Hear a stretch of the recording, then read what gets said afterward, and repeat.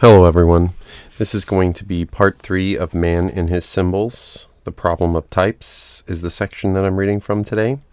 In all other branches of science, it is legitimate to apply a hypothesis to an impersonal subject. Psychology, however, inescapably confronts you with the living relations between two individuals, neither of whom can be divested of his subjective personality, nor indeed depersonalized in any other way. The analyst and his patient may set out by agreeing to deal with a chosen problem in an impersonal and objective manner, but once they are engaged, their personalities are involved in their discussion. At this point, further progress is possible only if mutual agreement can be reached. Can we make any sort of objective judgment about our final result? Only if we make a comparison between our conclusions and the standards that are generally valid in the social milieu to which the individuals belong. Even then, we must take into account the mental equilibrium or sanity of the individual concerned. For the result cannot be completely collective leveling out of the individual to adjust him to the norms of his society. This would amount to a most unnatural condition. A sane and normal society is one in which people habitually disagree, because general agreement is relatively rare outside of the sphere of instinctive human qualities.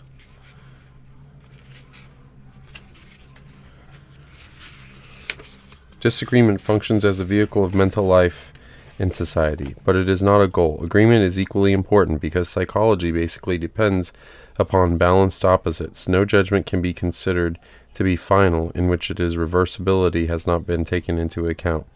The reason for this peculiarity lies in the fact that there is no standpoint above or outside psychology that would enable us to form an ultimate judgment of what the psyche is.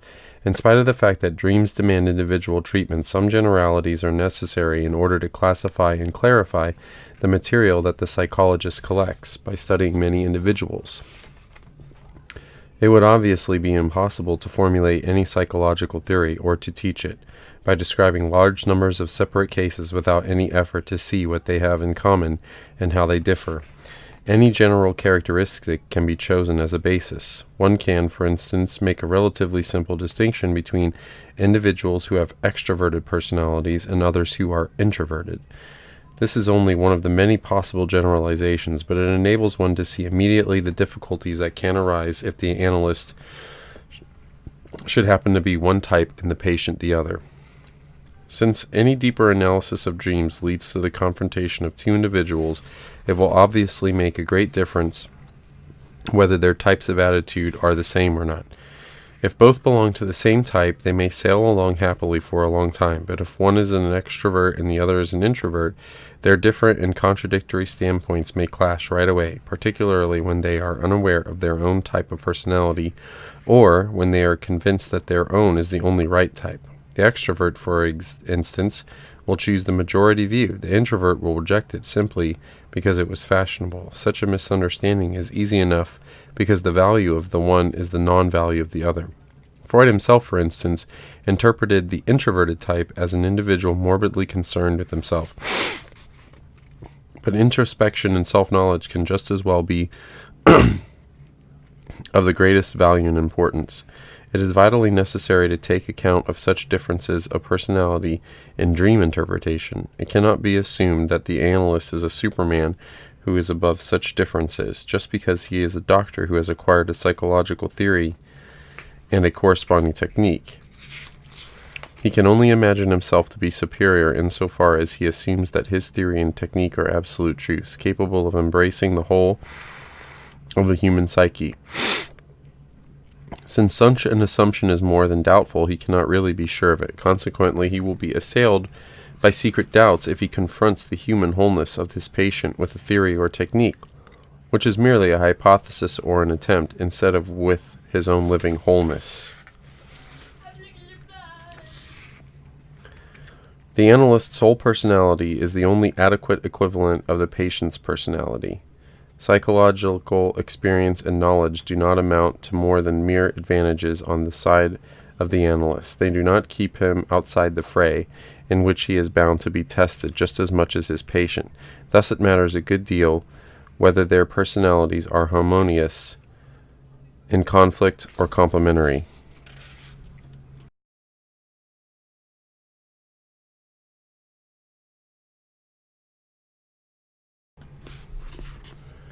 The analyst's whole personality is the only adequate equivalent of his patient's personality. Psychological experience and knowledge do not amount to more than mere advantages on the side of the analyst. They do not keep him outside the fray, in which he is bound to be tested just as much as his patient.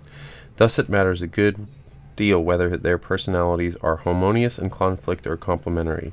Extroversion and introversion are just two among many peculiarities of human behavior, but they are often rather obvious and easily recognizable. If one studies extroverted individuals, for instance, one soon discovers that they differ in many ways from one another, and that being extroverted is therefore a superficial and too general criterion to be really characteristic. That is why, long ago, I tried to find some further basic peculiarities that might serve the purpose of giving some order to the apparently limitless variations in human individuality. I had always been impressed by the fact that there are a surprising number of individuals who never use their minds if they can avoid it, and an equal number who do use their minds but in an amazingly stupid way. I was also surprised to find many intelligent and wide-awake people who lived as far as one could make out as if they had never learned to use their sense organs. They did not see the things before their eyes, hear the words sounding in their ears, or notice the things they touched or tasted. Some lived without being aware of the state of their own bodies. There are others who seem to live in a most curious condition of consciousness, as if the state they had arrived at today were final, with no possibility of change, or as if the world and the psyche were static and would remain so for forever. They seem devoid of all imagination and entirely and exclusively dependent upon their sense perceptions.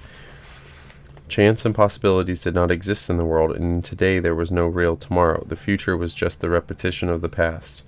I am trying here to give the reader a glimpse of my own first impression when I began to observe the many people I met. It soon became clear to me, however, that the people who used their minds were those who thought, that is, who applied their intellectual faculty in trying to adapt themselves to people and circumstances, and the equally intelligent people who did not think were those who sought and found their way by feeling. Feeling is a word that needs some explanation. For instance, one speaks of feeling when it is a matter of sentiment, corresponding to the French term sentiment. But one also applies the same word to define an opinion. For example, a communication from the White House may begin, "The President feels." Furthermore, the words may be used to express an intuition. "I had a feeling as if... When I use the word feeling in contrast to thinking, I refer to a judgment of value. For instance, agreeable or disagreeable, good or bad, and so on. Feeling, according to this definition, is not an emotion, which, as the word conveys, is involuntary. Feeling, as I mean it is, like thinking, a rationale, i.e. ordering, function, whereas intuition is an irrational, i.e. perceiving function. Insofar as intuition is a hunch, it is not the product of a voluntary act. It is rather an involuntary event which depends upon different external or internal circumstances instead of an act of judgment. Intuition is more like sense perception, which is also an irrational event insofar as it depends essentially upon objective stimuli, which owe their existence to physical and not to mental causes. These four functional types correspond to the obvious means by which consciousness obtains its orientation to experience. Sensation, i.e. sense perception, tells you that something exists. Thinking tells you what it is. Feeling tells you whether it is agreeable or not. And intuition tells you whence it comes and where it is going. The reader should understand that these four criteria or types of human behavior are just four viewpoints, among many others, like willpower, temperament, imagination, memory, and so on. There is nothing dogmatic about them, but their basic nature recommends them as suitable criteria for classification. I find them particularly helpful when I am called upon to explain to parents to children, and husbands to wives, and vice versa. They are also useful in understanding one's own prejudices. Thus, if you want to understand another person's dream, you have to sacrifice your own predilections and suppress your prejudices. This is not easy or comfortable, because it means a moral effort that is not to everyone's taste.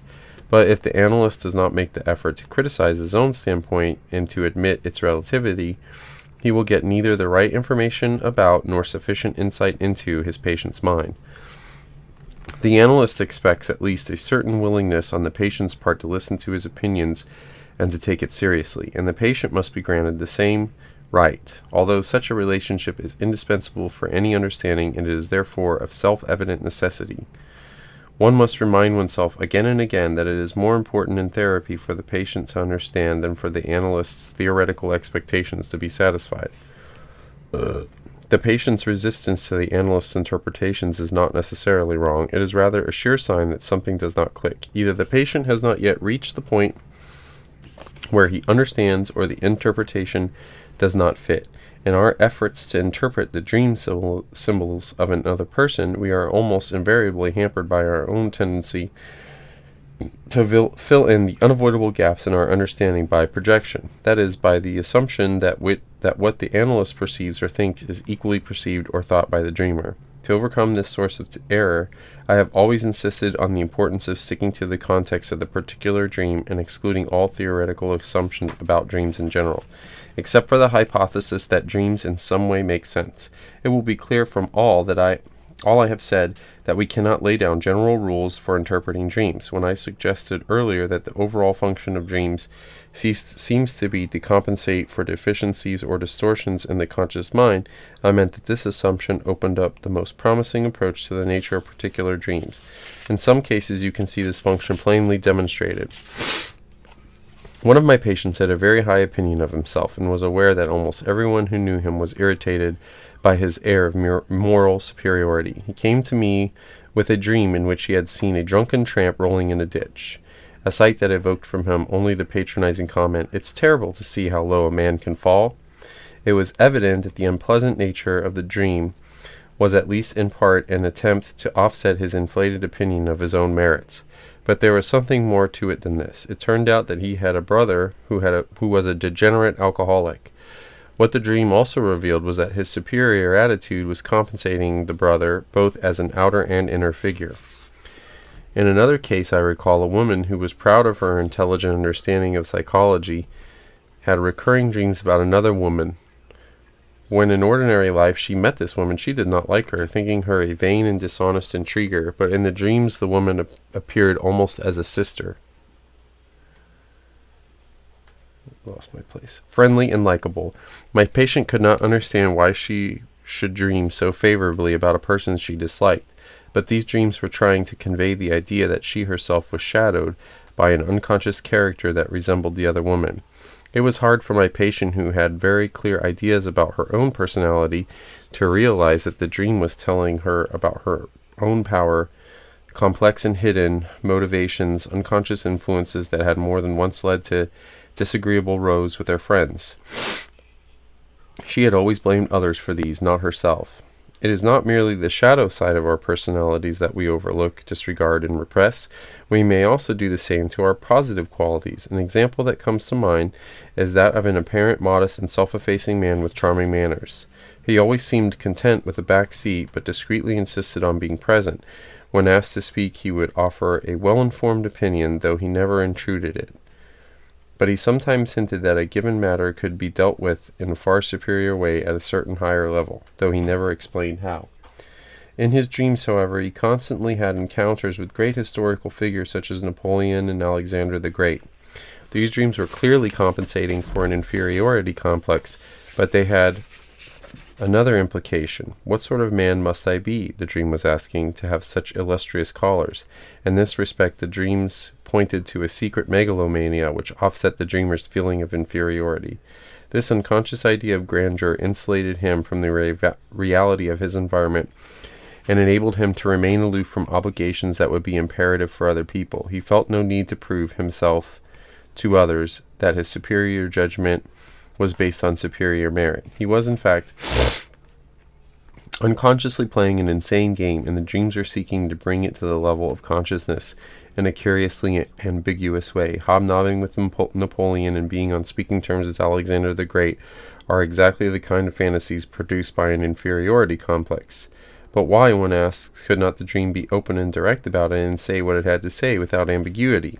I have frequently been asked this question, and I have asked it myself. I am often surprised at the tantalizing way dreams seem to evade definite information or admit the decisive point. Freud assumed the existence of a special function of the psyche, which he called the censor. This, he supposed, twisted the dream images and made them unrecognizable or misleading in order to deceive the dreaming consciousness about the real subject of the dream. By concealing the critical thought from the dreamer, the censor protected his sleep against the shock of a disagreeable reminiscence. But I'm skeptical about the theory that this dream is the guardian of sleep. Dreams just as often disturb sleep. It rather looks as if the approach to consciousness has a blotting out effect upon the subliminal context of the psyche. The subliminal state retains ideas and images at a much lower level of tension than they possess in the consciousness. In the subliminal condition, they lose clarity of definition. The relations between them are less consequential and more vaguely analogous, less rational and therefore more incomprehensible. This can also be observed in all dreamlike conditions, whether due to fatigue, fever, or toxins, but if something happens to endow any of these images with greater tension, they become less subliminal, and as they come close to the threshold of consciousness, more sharply defined. It is from this fact that one may understand why dreams often express themselves as analogies, why one dream image slides into another, and why neither the logic nor the time scale of our waking life seems to apply. The form that dreams take is natural to the unconscious, because the material from which they are produced is retained in the subliminal state in precisely this fashion. Dreams do not guard sleep from what Freud called the incompatible wish. What he called disguise is actually the shape all impulses naturally take in the unconscious. Thus a dream cannot produce a definite thought. If it begins to do so, it ceases to be a dream because it crosses the threshold of consciousness. That is why dreams seem to skip the very points that are most important to the conscious mind, and seem rather to manifest the fringe of consciousness, like the faint gleam of stars during a total eclipse of the sun. We should understand that dream symbols are for most part manifestations of the psyche that is beyond control of the conscious mind. Meaning and purpose are not the prerogatives of the mind. They operate in the whole of living nature. There is no difference in principle between organic and psychic growth. As a plant produces its flowers, so the psyche creates its symbols. Every dream is evidence of this process. Got some iced coffee here. Let me take a quick sip. So by means of dreams, plus all sorts of intuitions, impulses, and other spontaneous events, instinctive forces influence the activity of consciousness. Whether that influence is for better or for worse depends upon the actual content of the unconscious. If it contains too many things that normally ought to be conscious, then its function becomes twisted and prejudiced. Motives appear that are not based upon true instincts, but that owe their existence and psychic importance to the fact that they have been consigned to the unconscious by repression or neglect.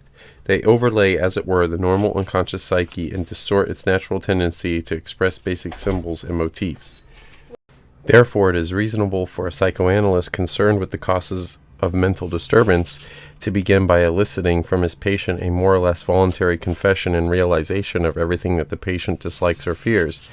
This is like the much older confession of the Church, which in many ways anticipated modern psychological techniques. At least this is the general rule. In practice, however, it may work the other way around. Overpowering feelings of inferiority or serious weakness may make it very difficult, even impossible, for the patient to face fresh evidence of his own inadequacy. So I have often found it profitable to begin by giving a positive outlook to the patient. This provides a helpful sense of security when he approaches the more painful insights. Take as an example a dream of personal exaltation in which, for instance, one has tea with the Queen of England, or finds oneself on intimate terms with the Pope. If the dreamer is not schizophrenic, the practical interpretation of the symbol depends very much upon his present state of mind, that is, the condition of his ego. If the dreamer overestimates his own value, it is easy to show from the material produced by association of ideas how inappropriate and childish the dreamer's intentions are, and how much they emanate from childish wishes to be equal to or superior to his parents. But if it is a case of inferiority, where an all-pervading feeling of worthlessness has already overcome every positive aspect of the dreamer's personality, it would be quite wrong to depress him still more by showing how infantile, ridiculous, or even perverse he is. That would cruelly increase his inferiority, as well as cause an unwelcome and quite unnecessary resistance to the treatment. There is no therapeutic technique or doctrine that is of general application, since every case that one receives for treatment is an individual and a specific condition. I remember a patient I once had to treat over a period of 9 years. I saw him only for a few weeks each year, since he lived abroad. From the start I knew that what his real trouble was, but I also saw that the least attempt to get close to the truth was met by